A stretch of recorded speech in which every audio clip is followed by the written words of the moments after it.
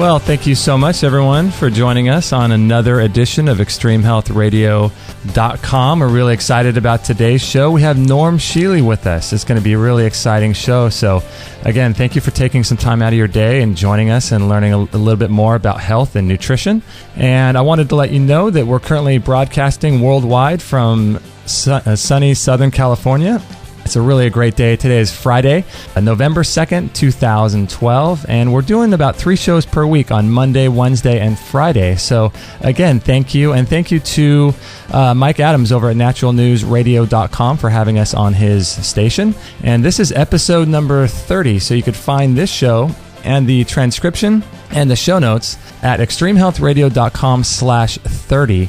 And if you have any questions for our guest or for me, just send them to Justin at extremehealthradio.com, and I'd love to get back to you. Or you could call our voicemail line, which is 949-391-7363, and I will play your message to our guest on the air. And I wanted to let you know that our show is brought to you by the handy, trusty Vitamix blender. This is a great machine for everyone. It's essential to have in your kitchen, and you get free shipping if you buy through us, so we really appreciate that. You can learn more about that at extremehealthradio.com/Vitamix.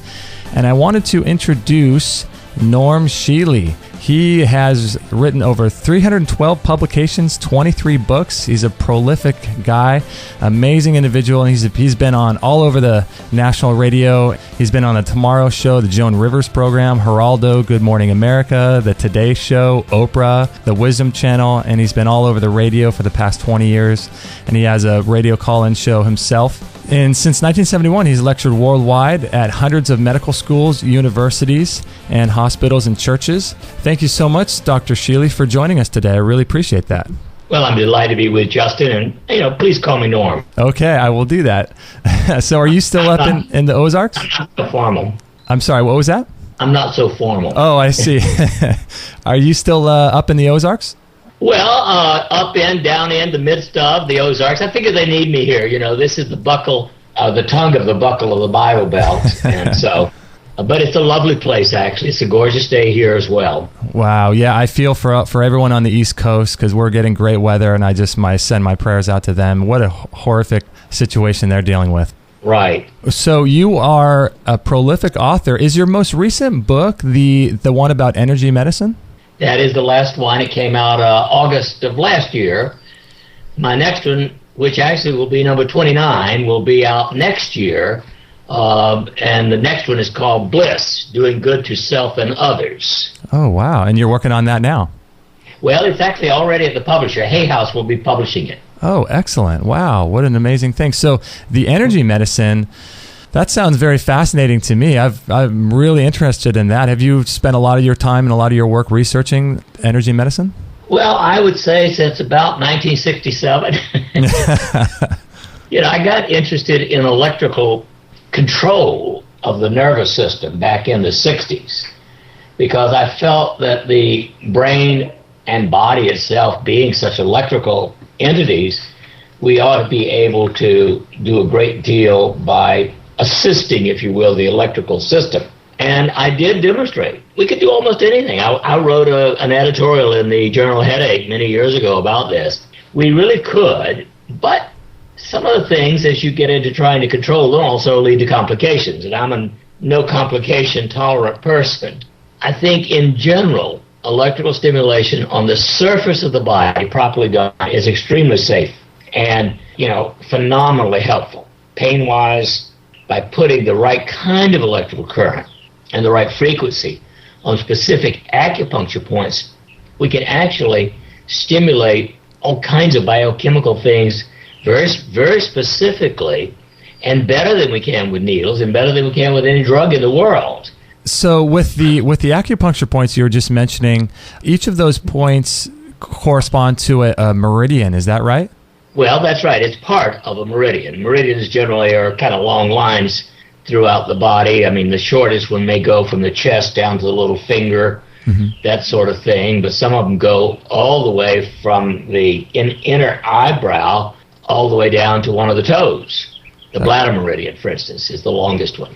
Wow, that's fascinating. So you can send electrical current into a meridian at one part of the body to affect somewhere else in the body.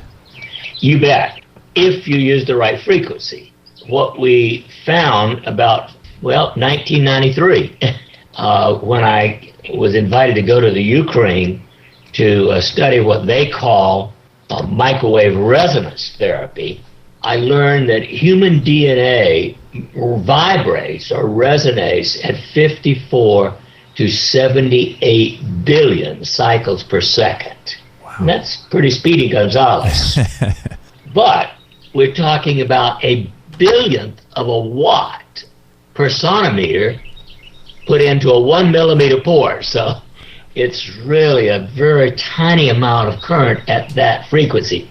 In fact, the amount of current required to activate a specific acupuncture point is 1,000 times below the danger point for that kind of stimulation.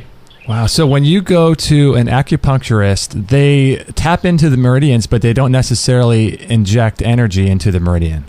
Well, most of the time, conventional acupuncturists just put a needle in. Now, They also sometimes use massage or tapping, and, of course, the really traditional ones may use moxa, which is essentially putting something like a little tobacco on the skin and burning it. It actually causes a blister. And I've never used moxa because I just don't like the idea of blistering the skin, even if it does heal. Right. Wow, so what kinds of things would people typically get this energy medicine? Like, let's say they were going to go to someone who was going to put the energy into a meridian. What kinds of things do typically people have going on that would necessitate having that done? Oh, lots of them. My first discovery after I came back from the Ukraine and began using these frequencies was a circuit to raise dehydroepiandrosterone, or DHEA. How old are you now, Justin? You look very young. I'm 36 years old. That's very young, son. But in another 5 years, statistically speaking, your DHEA will be down 10 or 15% from what it was at age 25. And in the average person, no matter how good your health habits are, by age 80, you have less than 10% of what you had at age 30. And DHEA is the most important hormone in the human body. It is essential for your endocrine system, and it is essential for your immune function. And so as I was looking for ways of having the body restore its ability to make its own DHEA instead of taking it, I came up with a circuit of 12 specific acupuncture points, which, when stimulated with these 54 to 78 billion cycles at a billionth of a watt through just a tiny little point on the acupuncture point, will raise DHEA. And then we did clinical studies and found that stimulating these particular points, which I call the ring of fire, would help 70% of people with rheumatoid arthritis who fail conventional medicine, 75% of people with migraine who have frequent migraines that have failed conventional medicine, 80% of people who have diabetic neuropathy, which is painful loss of sensation from diabetes, 70% of people with depression, and 70% of people with back pain. I mean, for one little circuit, wow, that is a powerful clinical experience. Wow. So do you think that anything like this is ever going to become mainstream? Well, when I started with electrical stimulation in the mid-'60s for control of pain, in fact, my first 2 papers were turned down by the Journal of Neurosurgery as too controversial. But soon after that, as I began publishing more experience, every neurosurgeon in the country wanted to do the procedure because, as I often say, surgeons rush in where angels fear to tread. But the mainstream has never really accepted the superficial, if you will, the transdermal across the skin stimulation, even though it is used to a greater or lesser extent all around the world now. And it does work more often and infinitely safer than using narcotics. But it's not a drug. Right. And most physicians have been so brainwashed by the pharmacomafia that if it's not a drug, they don't pay much attention to it. Now, will it ever? That's a long time. it's hopeful. And, I think as we move forward in this increasingly skimpy, if you will, economic climate in which we're living, it may become more necessary for people to use these alternatives than to use the more expensive and complicating drugs. Well, it's a blessing that people like you are out there, and there are options for people, even though it may not be covered by insurance, but there are options out there for people, and that in itself is a blessing, because some of this stuff is such cutting edge, and I feel like the medical industry is hundreds of years in the dark ages on all of this stuff. Well, I agree. I mean, let me give you an example. It just happened to me, Justin. It's one I like to talk about now. I would say conservatively, for 30 years, I've said, I don't want any urologist to know that I have a prostate gland, because they want to stick needles in and do this rotor-rooter procedure that is, in my opinion, barbarian. But in 1995, an old not friend from a long ago previous life came back and jerked my neck and dislocated my spine, and I was paralyzed. And I had to have emergency surgery to be able to walk again. I'm glad for that. But it did leave my bladder a little weak. And in fact, the urologist at that time wanted to do a TUR. That's the transurethral resection of the prostate. Okay. And I turned it down, and I got over it. But over the years, my prostate began to cause increasing problems.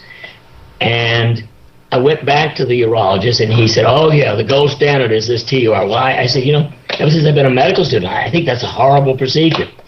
Interesting, my family doc said, well, 3 hours away from here up in Columbia, there's a urologist who does this with a laser instead of with a cutting blade. So I went up to see this 76-year-old urologist who does laser surgery. And I had that procedure just 10 days ago, and it's phenomenal. I mean, I was out of the hospital the afternoon it was done, came back home, a little bit of decreased energy from the anesthesia for a couple of days. I have felt normal. I mean, it to me is the platinum standard of today, and the old one is the Iron Age standard. And yet this 55-year-old urologist here in Springfield doesn't do the new procedure. It's interesting. Wow, that's fascinating. Maybe he's not trained on that procedure or using the latest technology with the laser, or... Well, apparently not, but, why not? That's my... if a 76-year-old man can do it, why can't a 55-year-old do it? Yeah, wow.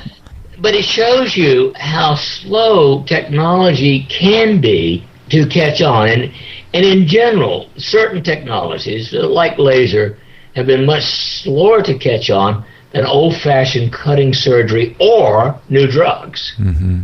That's fascinating. So does this tie into the, speaking of the energy medicine, does this tie into your thing that you've invented called the Rejuva Matrix? Well, that's quite different, actually, although what we've been talking about does tie into it. I began to do my research on this back in the 90s.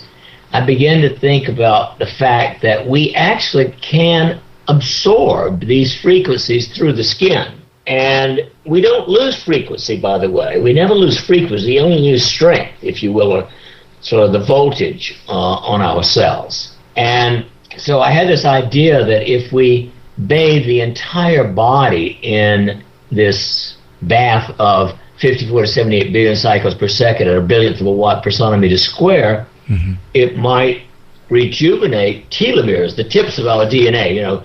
The double-strand DNA, each of them has 2 telomeres on each end, and they shrink on average 1% every year of life, starting at birth. And by age 100, the average person has used up their telomeres, if they have good health habits. Now, if they have terrible health habits, they may have used them up by the time they're in their 50s or 60s.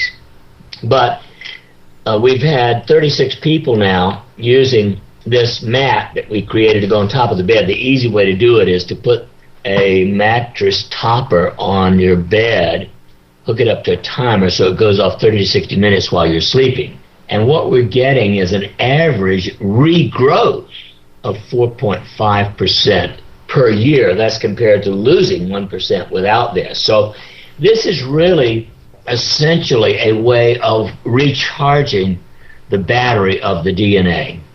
Wow, so does it actually affects the DNA itself, not just the telomere? That's right. Well, the telomere is the tip of the DNA, and it has a certain length, so many bytes, if you will, of kilobytes of length. And so what it does is actually just regrow or rejuvenate the telomere. Okay, and so when the cell divides, or I'm sorry, when the cell regrows from a previous cell, a little shaving of that telomere gets shaved off. Is that kind of how it works? Exactly. On average, 1% a year. 1%. Now, the interesting thing about that to me is that if we regrow them, theoretically, we're reversing aging. I mean, if you do even 1% of your growth, you're reversing 2 years of age. Wow. So do you think the telomeres themselves are causing the aging, or do you think the aging is causing the shaving off of the telomeres? Well, I think it's the stress, if you will, and probably the biochemical stress of aging that causes the telomeres to lose. I suspect the major cause of telomere shrinkage is free radicals. Free radicals are those chemical things that take place in our body as a result of metabolism, but we're left with an oxygen molecule looking around for a home, and essentially I call it rusting the body, because that's essentially what it does. It wears away a part of the body and actually kills cells. So the cells die prematurely, and what the free radical does is actually destroy the cell wall, which is made up of a type of fat. And if we could keep our free radicals down near zero, then our cells, when they're reborn, would be reborn into a bath that is similar to what it was when we were babies. And actually, my latest experiment, which I haven't even published yet, but got to get around to that soon, we now have found a way of reducing free radicals 80 to 85%. Very simply, it takes about 30 seconds a day to apply a mixture of specific essential oils that I call Crystal Bliss to 13 acupuncture points that I call the Ring of Crystal. And it takes a couple of weeks to reduce the free radicals, about 50% of what can be done. And by 4 weeks, we have got the free radicals down 80 to 85%. And that's excellent, because most people, it's a little chart that runs from 0 to 5 plus, and most people are running a 3 plus to a 5 plus free radicals. If we could get it down to about 0.5, that is superb. And that alone, we'll have to study this, of course, over the next 5 years, but that ought to keep our telomeres from shrinking also. That's fascinating. I'm so interested in this anti-aging. We have to take a quick break for a minute, but we're with Norm Shealy, and his website is normshealy.com. I'd highly recommend you check it out. He's got lots of great stuff on there. So we'll be right back with Norm Shealy. Weightlifting and lifting heavy weights at the gym, and I love it. But there's also another side to working out, which actually helps you increase the energy in your body. As you know, in our culture, just about everything is a stress to our body. It depletes us of life force energy and our energy in general, whether it's, coworkers or getting to work or dealing with difficult family members, things like that. All of these things cause stress and energy depletion in our body. And something like Qigong is a really great way to help cultivate your inner energy. And it's been practiced by people in the East for thousands of years. It's put together by Tristan Truscott and Peter Ragnar. You can find it at extremehealthradio.com/Qigong, which is Qigong, and it's called Good Morning, Good Evening Qigong. And I highly recommend getting this product. It comes as a physical product to your house with really great DVDs and workbooks on how to do this ancient art of cultivating your inner inner energy and building that core energy of your body. And it's been practiced, like I said, for thousands of years. So I highly, highly recommend checking it out. If nothing else, just go to extremehealthradio.com/Qigong,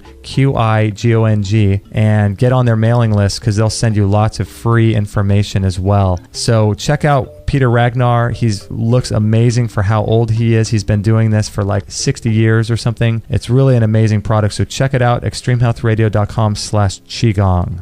Okay, we are with Norm Shealy from normshealy.com. And Doctor, I wanted to ask you a question, and I wanted to find out what your thoughts were on how long, on average, if everyone took care of themselves, how long do you think we could live? I think an average of 100 years. I'm sorry, you cut out right at the end of there. An average of 100 and how many years? 140 years average. Wow. Now, that's plus or minus 20 for genetics and accidents. Okay. But I honestly believe that our natural life expectancy with good health habits ought to be 100 plus or minus 20. So a lot of people ought to be living not just to 100 but to 120 right now with good health habits. Mm-hmm. By doing these other things like keeping the free radicals down or stimulating our body, our DNA with the right kind of frequencies, I think we could average 40 years longer life. It seems interesting to me that we would have to do all of these cutting edge things to keep our health. What do you think is causing us to degenerate so quickly? Is it our stress and our modern culture, or why do you think we're dying relatively young compared to what we should be dying? Well, the average American dies average at age 78. We lose in our 300 million people an average of 22 years because of obesity, smoking, drugs, surgery, primarily. Okay. Those are the big causes of in fact, there was an interesting article earlier this year called Premature Death. And premature death is largely because of smoking, obesity, and remember, as of 2000, I don't know what it is today, the JAMA, the Journal of American Medical Association, had an article that said that the medical system is the third leading cause of death. In other words, they said 225,000 people per year are killed by drugs, surgery, and hospitalization. That's amazing. I heard someone say that your doctor is 9,200 times more dangerous than owning a gun. Yep, I've seen that. It goes around on the internet about once a year, and it's true. Now, I can't tell you how many lives are saved with drugs and surgery, but I can tell you that there was an article in the New England Journal of Medicine, which is supposedly our most prestigious journal, back in the late 70s, in which Franz Engelfinger, the editor, said, let us assume that 80% of people would get well if nothing was done. Mm-hmm. By doing something, we kill some and we save a few. He said we wind up 1% on the positive side of zero by the addition of medicine, drugs, and surgery. Wow. Now, again, look back at 1995 with me, however. If I had not had surgery by the neurosurgeon that I did, I would probably have died. And so we know that surgery can save lives, and we know that occasionally drugs can save lives. If you have a bacterial meningitis, you need drugs. But we don't need drugs for most things. One of my most favorite, and this is an interesting energy concept.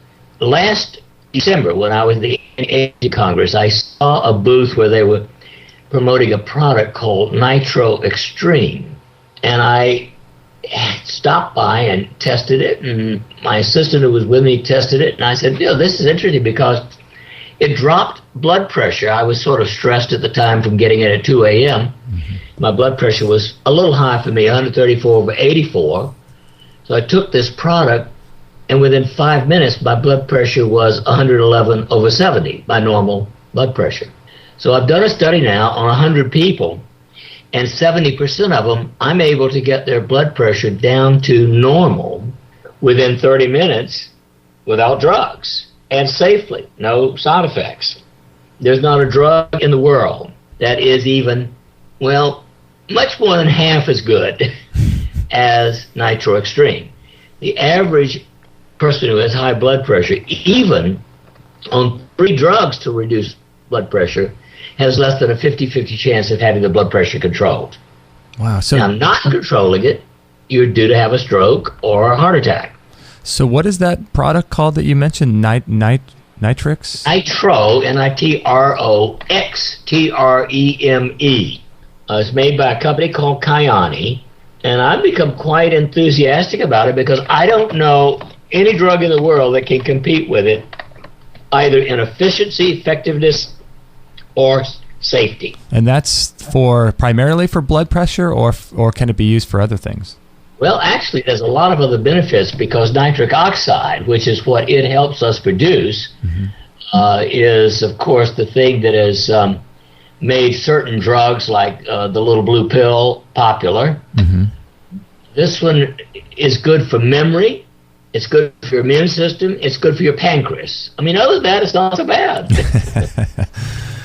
Well, so you're a guy who takes proactive steps to your health, and I wanted to ask you what your thoughts were on exercise, rebounding, and specifically all of that good stuff. Well, I'm not quite the weightlifting jock that you are. However, I did a lot of weightlifting from age 16 to 19. I gained 50 pounds of muscle. But I gradually gave that up when I went to medical school. And now I exercise 60 to 90 minutes every day of my life. I do some peak. Do you know about peaking and pacing on a treadmill and stuff like that? I do. Well, that's my favorite. I mean, that gives me more energy than anything. But I do a lot of other exercise as well. And you have lots of machines at your house, or do you go to a gym, or? No. I have my own little exercise room. I have a treadmill. I have a Roman chair. I have a health rider. I have a Power Vibe. I'm an experiential junkie. Gosh, you're making me jealous here with all that equipment. I get up at 5 o'clock every morning. And by 7 o'clock, I've done my exercise and fed my animals outside, and I'm ready for the day. Yeah, I'm a big fan of the rebounder. I love the rebounding. I think you do too. Yes, I do. As a matter of fact, I started with a rebounder in 1974. It's another great exercise. I think at least if people would do that, if they're going to watch the boob tube, they could decrease some of the harm of watching television. Right, they're such great little contraptions to have. And so now you talk a lot about attitude and people's mindset, and I guess that ties into the energy field as well that you talk about as well. What are your thoughts on people's attitude in regards to their health? Because it seems to me that if people eat the right diet and they exercise, but they have a poor attitude, I'm not really sure how much benefit they're getting from the former two things. Well, of course. And of course, attitude determines whether or not you believe that you need to take care of yourself.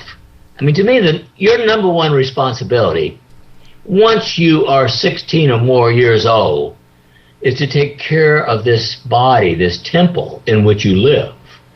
And if you don't take care of it, it isn't going to treat you very well. And so I just have always had this attitude that my body deserves good attention. And I like it. I mean, I'll be 80 years old in 1 month, and I still feel 26. And I don't know many 80 years olds who can keep up with me on a treadmill. That is so great. So do you take a lot of supplements and things like that? Yes, I often said I've been taking supplements since I was conceived. My mother was a big supplement believer. Okay. And so she's been taking supplements all of her life, and started me on them in childhood and all the way through college and medical school, and I take a lot. I'm not sure I need all of them, but I like them and I feel good. So what are some of the supplements that you take? Maybe some people can get some ideas about, things they might be able to take for themselves as well. I think the single most important ones are a good multivitamin mineral. And so I take 50 milligrams of B complex and trace minerals, for instance. That's one I call my essentials. I take a formula that I put together that also helps raise dehydroepiandrosterone youth formula that essentially is 2,000 milligrams of vitamin C and 1,000 milligrams of MSM. MSM helps vitamin C work much better. I take 2,000 milligrams of omega-3 fatty acids. I take 3 little capsules that I think are about 400 units of tocotrienols, which is the most active form of vitamin E. I take a product called laminine, which is an extract from egg yolk that has some very good work behind it. And what was that called again? Laminine, Laminine. Okay. I take boron, 3 milligrams. I think everybody should take that.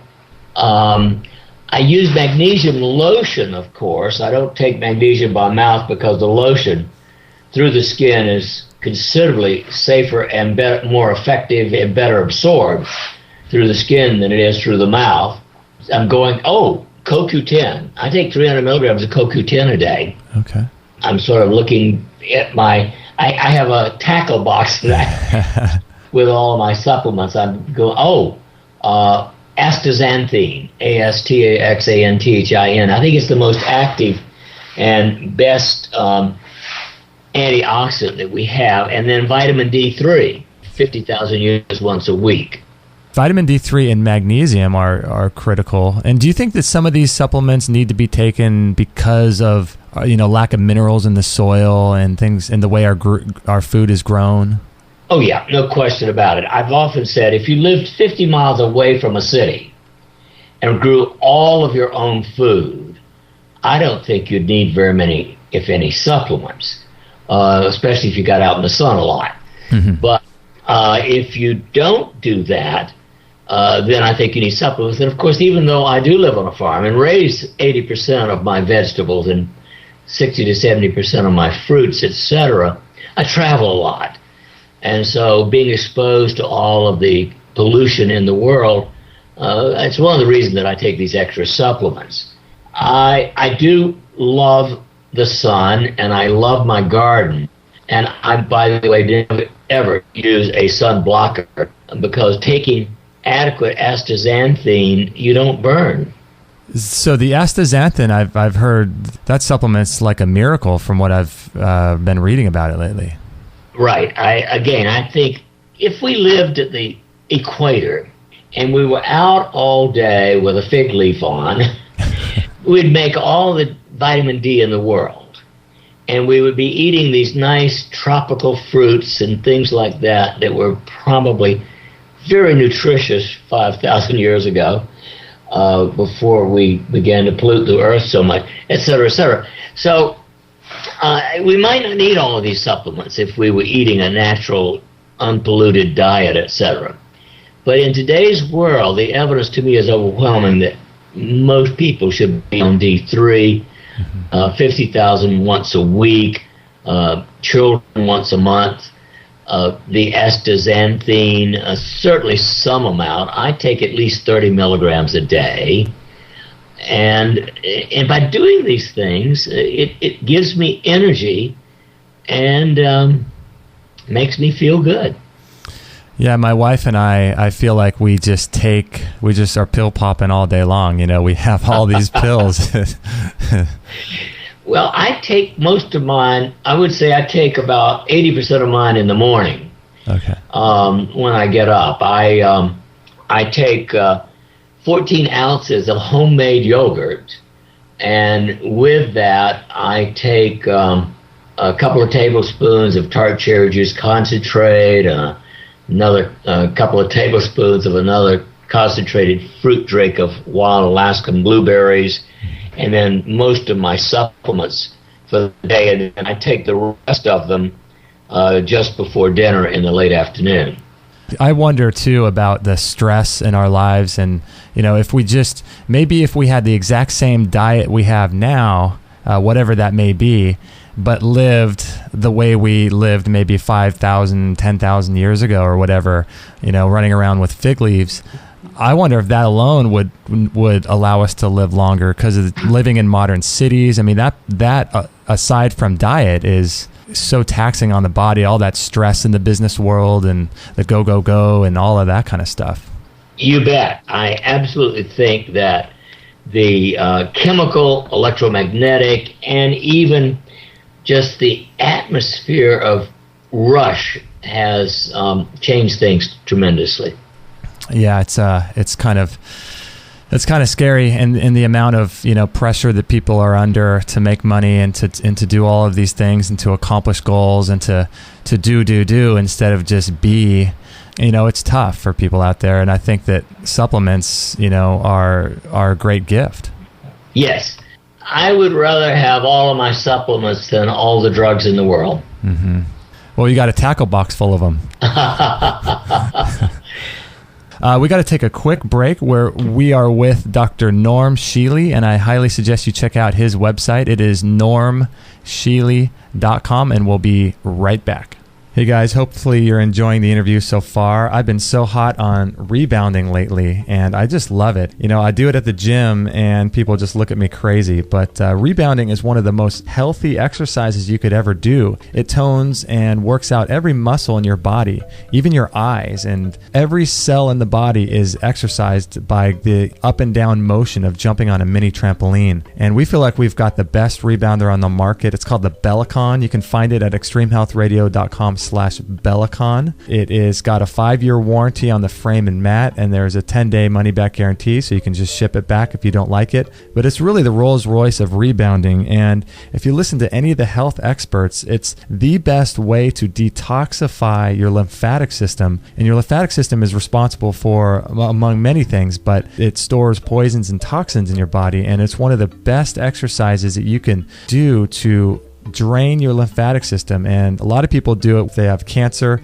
They'll rebound with oxygen, and it's one of the most therapeutic and best exercises you could ever do. It works out every single muscle in your body, every single cell in your body. It's just phenomenal. So check it out at extremehealthradio.com/Bellicon. All right, we are with Dr. Norm Shealy from normshealy.com. And I wanted to ask you a couple questions, kind of turning the page a little bit. We've got quite a few emails here. I can't read them all because they're quite lengthy, but there's a couple emails here about cholesterol. And so I wanted to ask you what your thoughts were on cholesterol, and maybe whether or not it should be demonized the way it is, and if so, how to lower it naturally. You can't live without cholesterol. Your brain, your nerves would be dead without cholesterol. The problem is not just cholesterol, it's stress, really. And it's not so much it's not so much any real food that we eat. I mean, Justin, let me give you my average daily diet. Okay. My homemade yogurt is made with half and half whole milk. That's a fair amount of fat. Mm-hmm. I have 2 eggs every morning. I cook it in either olive oil or coconut oil. Then for lunch, most days I have a fruit slush with, let's say, banana and a handful of strawberries or blueberries. But I put in 2 scoops of whey protein isolate and then a little bit of half and half. And in the evening, of course, I have some kind of flesh food, fish. All of it is grass-fed if it's animal protein, and Alaska salmon or whatever, mm-hmm. and some kind of vegetables. I'm sure that my diet is fairly high in fat. My cholesterol runs 160, and for people who don't exercise adequately and who are psychologically, emotionally stressed, then they may need to do some things, but it certainly would not be taking a statin drug. I consider statins poison. Statins to be poison. Yes. I used to say I wouldn't take one for $1 billion. Now I say $1 trillion. You probably started off saying I wouldn't take one for $1 million. Right. Wow. So why are they so damaging to the body, the statins? Well, first of all, they absolutely deplete you of CoQ10. And so they are damaging to your liver, your pancreas, your kidneys, your peripheral nerves, your heart muscle, and your brain. But other than that, well, they're not too bad. Other than that, they won't harm you too much. Right. Wow. But I think we're on the verge of an epidemic of Alzheimer's created by statin drugs. We're certainly having the incidence of congestive heart failure has doubled since statin became so popular, because it does weaken heart muscle as well as your peripheral muscles. They're just poison. I've heard Dr. Hal Huggins mention that cholesterol, anything below 222 is unhealthy, because he says 222 is the good number. And then he was also mentioning too, I heard him say once that I think it was below one, I forget what number it was, that you can't even make hormones with having such a low cholesterol number. Well, yeah, I think below 150 is risky to your brain as well as your endocrine system. But most people do pretty well with anywhere from 160 to 200. Mm-hmm. And that's the level I prefer. I'm not particularly upset if it's a little bit above that, but, again, for an 80-year-old, I'm still, endocrinally active. It's interesting because as long as they can make a correlation to heart disease, and then as long as they can find whatever that correlation is, if they can somehow artificially control that correlation, then you got yourself $1 billion industry. Exactly. Yeah, it's scary because these are people's lives that are being affected.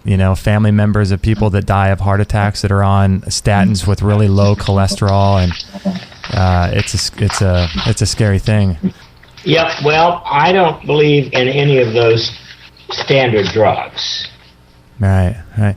So now, what are some of your favorite things you like to do as a way? We were talking earlier about living, running around with a fig leaf on, and but in today's modern world, we're bombarded, like you said, with radiation and toxic foods and things like that.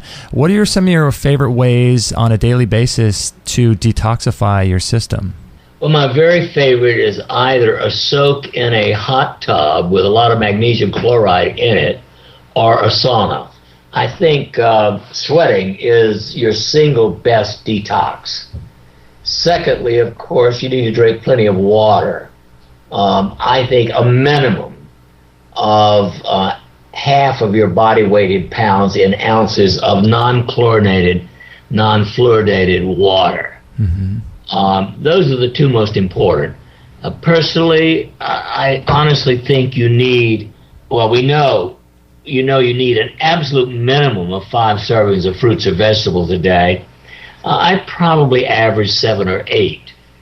I tend to have more fruits than vegetables, but I'll have 2 to 3 servings, maybe 4 of vegetables and the rest of fruits every day. And of course, since I raise most of my own food like that, I don't have the toxins that a lot of people get out of the grocery stores. Nevertheless, those things out of the grocery store are not nearly as bad as some of the other things. Right. And do you do a lot of things with your soils in your garden to, increase their benefits? Well, I actually did till it 30 years ago, and I haven't had to till it since then. Living on a farm, I have lots of compost that I can make out of horse or cow manure, and so I add that in the fall every year, and I just plant in that. I don't use any kind of pesticides or herbicides, and I don't have to use any kind of artificial fertilizers. Wow, there's something powerful about eating food that's grown like that, and then also eating food fresh, because a lot of the produce, even if it's organic that we see today, it was probably picked weeks prior to us consuming it, right?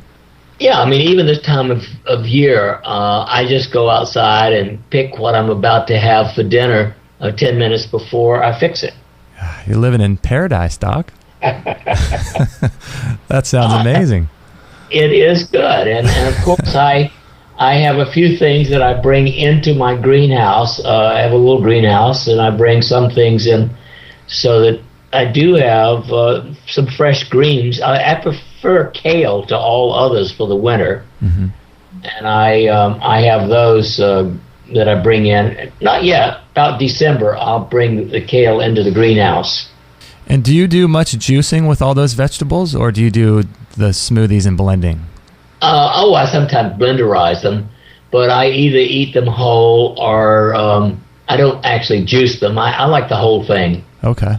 A few minutes ago, you were talking about the water and how important water is. What kind of water do you recommend people drink? I know there's a lot of controversy and people that are very dogmatic and saying spring water or distilled water. What kind of water do you prefer? Well, I prefer my well water, which is loaded with calcium and magnesium. It's hard. And, of course, we check it every couple of years to be sure no pesticides and chemicals have crept in the groundwater from somewhere. But in a city, I would get some kind of device that would remove chlorine and fluoride. Remember, the first weapon of mass destruction was fluorine gas. And now we have it in our water. And, of course, fluoride is also a slow cell poison. So I don't drink city water. When I travel, I have a Berkey water bottle that I carry to make my own filtered water. And do you have your well water? Well, I guess you wouldn't have it pumped into your house for showers and things. Oh, yeah.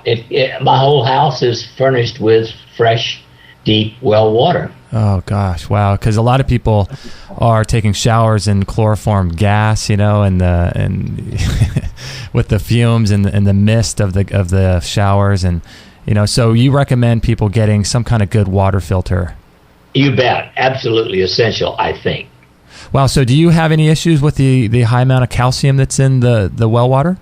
Oh, well, in some well water, I'm sure there is. There's a place in New Hampshire that we send our well water to be tested every couple of years to be sure that no petrochemical, and other such toxins have crept in. And they haven't. And we've been here 30 years, and our well water remains pure. Yeah, it's kind of scary when I see people, I go to their homes and they're drinking just the tap water, and it kind of shocks me a bit when I still see that. I thought people knew better than that. Right. Well, I think, I don't know that a city can provide drinking water that's not chlorinated because, of course, there are organisms that are killed by it. But fluoride is absolutely a non-essential, and it should be removed from every city water in the world. Now, why do you think the fluoride, do you think it's something that is, I'm just trying to put together a little It's part story. of the petrochemical mafia. So do you think they just need to get rid of it, or do you think they're purposely trying to have some effect on the population with it? Oh, I think it's just an economic get rid of it. Apparently, this came about way back 70 years or so ago because there was a lot of fluoride being produced as a byproduct, as I understand, of the aluminum industry. And they didn't know what to do with it. And so they had a national contest to find some way of disposing it, and some stupid idiot dentist came up with the idea, from pimp for the chemical company, with the idea that it prevented cavities. Well, maybe. And of course now they put it in toothpaste and all those things, and I don't buy toothpaste that has fluoride in it. Right. It's you got to really watch yourself out there. And so all of these things, like the chlorine, the fluoride, all of these things affect our hormones. What are some of the things, hormone health is a big issue for people. What are some of your things that you recommend to, have better hormone health for people? Well, number one, of course, is physical exercise. Doing the peaking or pacing, I think, activates and regulates in a healthy way your entire endocrine system, everything from growth hormone down. I think that saunas and the sweating are good. In addition, for people who have a problem with low libido and other such things, stimulation of the ring of fire, this 12 points, actually is good for the entire endocrine system, all the way from the pituitary to the gonads. And now I've got a mixture of oils that will stimulate the ring of fire without having to do it electrically. Wow, and so your thyroid, is your pituitary kind of the master switch of the hormones, or is it the thyroid? Well, no, the pituitary is supposedly the master gland, but they're all interrelated. The two critical ones, once you get out of the pituitary, are the thyroid and the adrenal glands. Okay. And there's this interplay between, especially between dehydroepiandrosterone and DHEA and thyroid. So if any one of those is out of balance, everything is out of balance. And so the role of stress, do you think, probably has something to do with your hormones and all that? Indeed. That's why most people begin to lose DHEA by the time they're between 30 and 40 years of age.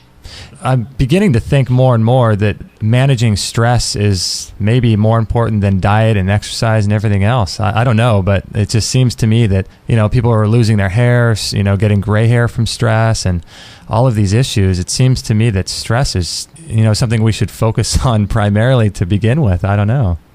Well, it's part of attitude to some extent, but there are what I call self-regulation techniques which are remarkably effective, Justin.